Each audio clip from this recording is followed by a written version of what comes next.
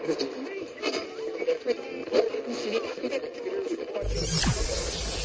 ready for unique, rare, and little-known treasures from the golden age of radio. You're listening to The Amazing World of Radio with Adam Graham. Welcome to The Amazing World of Radio from Boise, Idaho.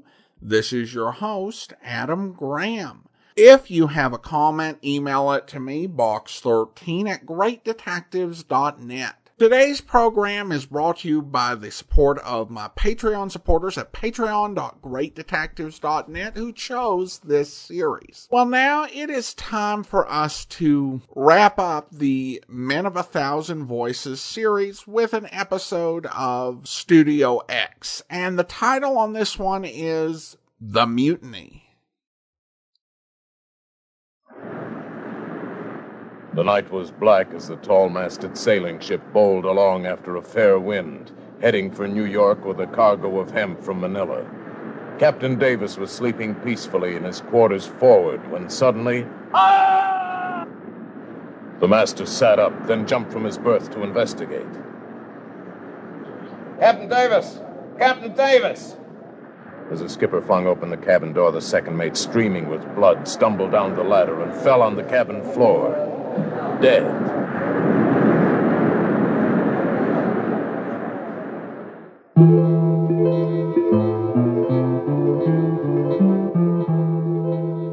And that's the dramatic opening to another story from Studio X, starring America's most versatile actor, Mr. Paul Frees, who will return after a few profitable moments with your announcer.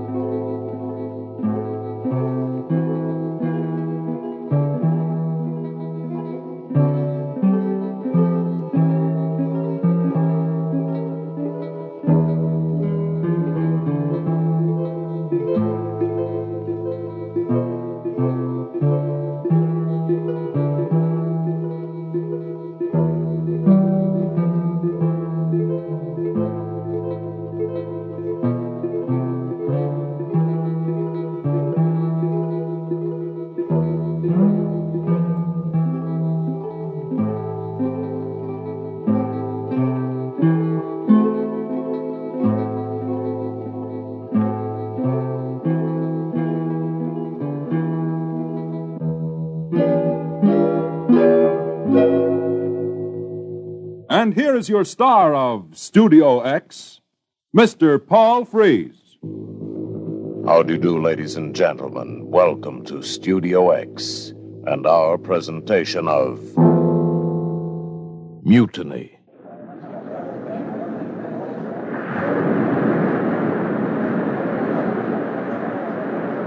Captain Davis looked down at his second mate with horror. What had happened? No thought of mutiny entered his mind as he hurried up the ladder to deck, but no sooner had he reached the top of the companionway when he was struck on the head from behind. Oh! For a second, while he was still conscious, he recognized one of the two Indian coolies. And then darkness as he pitched back into his cabin. When Captain Davis opened his eyes, it was light, and the cabin boy was kneeling beside him, trembling with fear. The captain touched his head. It pained sharply. The cabin seemed to spin around beneath him. He reached out a hand. Boy, well, what's happened? I don't know, Skipper. Mutiny, maybe. The captain's eyes searched the room. On the floor was the body of Nicholson, the second mate. In the corner, breathing heavily, was Bill O'Connor. The captain shook his head. Bill, you here? Who's at the wheel? I don't know, Captain. Them forward. It's mutiny. Then suddenly the captain's face went white. The men whose quarters were in the forward hold. They had seemed sullen lately. They were a strange lot, most of them. His crew, these two Indian coolies, for example. Yes, he'd seen one of them. One of them had struck him. Those two devils. and all the rest of the mutinous dogs. The captain breathed heavily for a moment, then tried to rise. Well, what are we sitting here for? Can't we do something? I'm master of this ship. Bill O'Connor shrugged, and the cabin boy shook his head in fear. Bill pointed to the skylight. The shadow of the figure of one of the coolies fell across the yellowed glass. You see, Captain, we're pinned down here. Trapped, you might say. Unless we want to be dead like poor Nicholson here, who's come to anchor for the last time. I'll go up. I wouldn't if I were you, Captain. See, before I managed to crawl in here, I had a knife just a pleasant fraction of an inch from my throat. And the next time they hit you, it might be for keeps. They seem to mean business, Skipper. The captain managed to squirm out of his bunk, painfully, slowly. Good Lord. It is mutiny. I never knew this could happen on one of Rafe Davis's ships. My gun! Fumbling, he reached into his drawer. Let me see. 4 rounds. No more. We'll have to make every shot count. Boy, what about provisions? Water? I know, Captain. I know. We got 1 tin of beef, just one, and this basin full of water I brought in to wash you with. That's all, sir. The captain sank down on his bunk and rubbed his aching head. Oh, how many of them are there back there? 14, counting the 2 coolies. That's no match for a mere boy here, you wounded, Skipper, and me. Who's at the bottom of all this? Oh, you got me, Skipper. They didn't figure me into their plans. They steered a cautious course. Yes, I know who it is. It's Donovan. Ralph Donovan. That hot-headed, red-haired devil. Now, hold on, Captain. Ralph's my friend. We shipped together since we were cabin boys like young Mike here. Ralph's as reliable as time and tide, and no man, not even you, Skipper's gonna say he's a blasted mutiny. All right. Where is he, then? He's not here with us? He's there with them. Them as has us trapped here. For hours they stayed there, not daring to go up, sitting listening to their hearts beat. They opened the single can of beef and apportioned out little bits. They each took a small cupful of water from the wash basin. It tasted soapy and almost made them ill. It was torture staying there in the cabin. Their nerves were taut, and they almost screamed with impatience. Nothing happened, nothing but the short shadows of the 2 natives falling over the skylight at regular intervals. And that was all. The captain ran his fingers through his hair. Well, we've got to do something. Captain, isn't there any way we can trick them? Yes, that's the only way, or before long they'll come after us and slaughter us in cold blood. Come on, to work, all of us. First, we got to find out what's on deck. Bill, can you lift Michael here on your shoulders, and maybe he can see through the skylight? Aye, sir, we'll try that. Little good it'll do. All right, now, Michael, careful. Let's get over in this far corner. You can just ease up to the skylight. We don't want your head to come tumbling off. Aye, sir. All right, come on. Up you go. Yep. All right, get a foothold in my hands here, and I'll swing you around onto my shoulders. All right? Yeah. Careful now. Yeah. There we are. All right, steady, lad. What do you see, lad? Huh? Oh, I seen it. Quick, Bill. Let me down. The dogs. The dirty dogs. Are you all right, lad? Huh? Yes, Captain. I'm pretty shipshape, I guess. Whew, that was close. Look at the knife there, embedded. I could hear it whiz right by my ear. Yeah. Thank heaven you're all right, boy. Did you see anything? Yes, sir. I saw those two coolies. Their faces like madmen, sir. Did you see any of the others? Did you see Ralph Donovan? Captain, I say steer clear of Donovan. Ralph isn't in on this. I'll stake my life to that. I'm asking the boy a question. Did you see anyone else, Michael? No, sir. The deck seemed cleared except for those 2. Cleared? They probably have those 2 devils on deck to stand watch while they figure out their pretty plots down in the hold. Aye, maybe that's our chance. We get the two devils on board, we might slam the hatch down on the hold and trap them down there. Yes? Well, who's going to do it? And how are we going to do it? I don't know. Maybe we can distract them at the skylight here while one of us runs out. It's suicide. I'll go, Captain. You and Michael here will have to do the distracting. Thank you, Bill. You're a brave lad. I'm sorry I said anything about your friend. That's all right, Captain. We're in a spot. And one is apt to say most anything. All right, Michael. Now, lad, you take the gun, I'll hoist you up, and you try to get one of the devils before he gets you. Meanwhile, make a dash for that hatch cover, Bill. And good luck to you, lad. Bill watched at the top of the ladder as the captain painfully hoisted the trembling boy to his shoulders. The boy carefully aimed the pistol and fired. At the sound of the gun, Bill hurried out onto deck. The boy had killed one of the natives. The other was crouched over the skylight with a knife tied around a long pole, prepared to shove it down into the cabin. He turned quickly as he saw Bill. He aimed the stick at Bill, but the strong sailor flew at the native's feet. Bill grabbed the long pole and threw it overboard. Then his fingers closed around the neck of the surprised coolie. Sahib! Mercy! Mercy, Sahib! Mercy! Mercy, you devil! Mercy! The man's struggling body relaxed under his grip. Bill turned toward the cabin, kept crouched and out of sight. He silently opened the cabin door.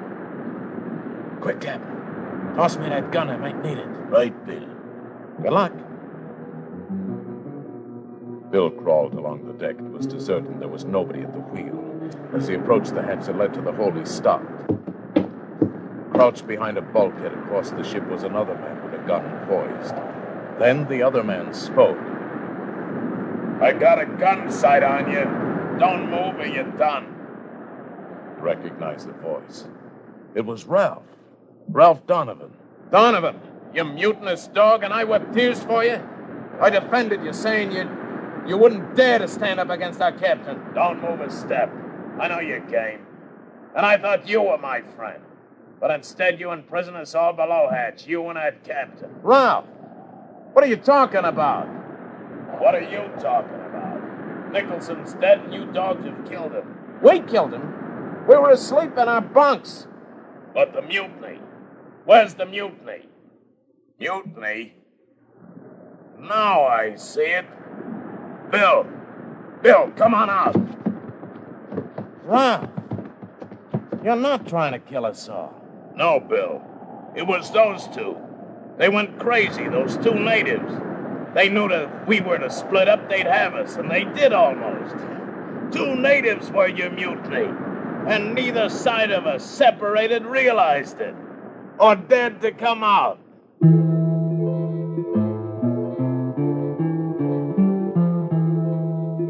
And so ends another story from Studio X, starring your one-man theater, Paul Frees, who portrays all of the parts.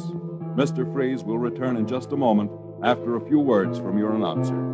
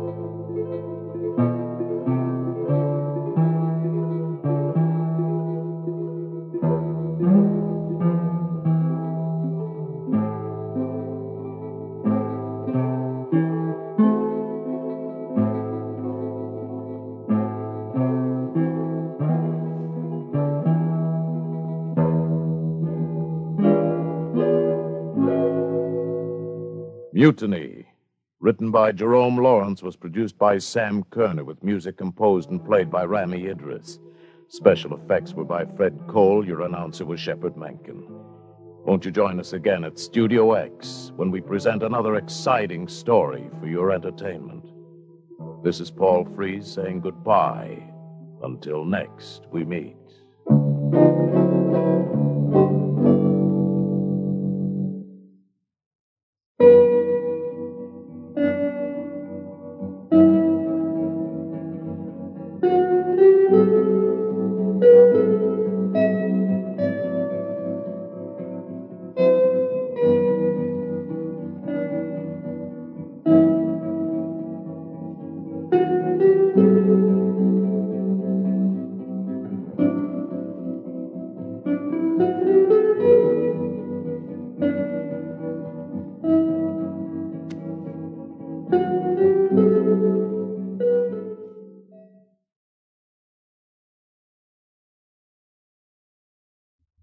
Welcome back. I think that might be the episode where Freeze did the most voices of any of the ones we played. It was an enjoyable story with a twist, with the mutineers having separated the loyal crew from each other, so they were assuming the worst. So, nice little twist and a solid end for the Men of 1,000 Voices series. I did enjoy these. There were some really unique stories, and it was great to hear both Frank Graham and Paul Frees really be able to show off their versatility. Well, listener comments and feedback now, and I have a comment on from YouTube regarding our 200th episode, and the listener writes, I like how the story is read like a mystery story from a book. That's probably why I enjoyed X-1, because they intertwine the story with the dramatic sequences. Well, thanks so much for the comment. And of course, with X-1, I believe those were actually from magazine short stories from, I think, Galaxy. And in many ways, the stories that got featured on these series were written the same way. In fact, if you remember on Yarns for Yanks, Frank Graham even said that these were written to be like the stories that servicemen enjoyed reading in magazines back home. And there's definitely been a decline in the short story magazine since then. They're still around. You can still find Ellery Queen Mystery Magazine and Alfred Hitchcock Mystery Magazine, and then a lot of obscure journals. The short story is a great art form that's not nearly as appreciated as I think it deserves in our modern world. Yeah, that I think definitely can be an appeal of this, as it's bringing you something that's not as ubiquitous as it was back then. Thanks for the comment, and that will actually conclude this series. We will return next week, though. Larry Storch passed away on July 8th at the age of 99, and we will be playing an old-time radio program in which he appeared. I also want to acknowledge the passing of a radio actor who didn't appear during the Golden Age, but has done a lot of work in audio, and of course that's David Warner. David Warner is well known for so many things, particularly his work on film with The Omen, Time Bandits, The Titanic. But he did a ton of work on radio. Big Finish has been where he's done the majority of his work recently, the British company that is best known for making Doctor Who spin-offs. But his work goes back even further than that, with some stuff on BBC Radio 4, but also in America for the California Artists Radio Theater, the company that was founded by a radio acting legend, Peggy Weber. So I do want to salute David Warner, an incredible amount of radio work, and his voice will definitely be missed. Well, that will do it for this week. Join us back here next week as we wrap up the summer with a special episode to honor the late, great Larry Storch. In the meantime, do send your comments to box13@greatdetectives.net. From Boise, Idaho, this is your host, Adam Graham, signing off.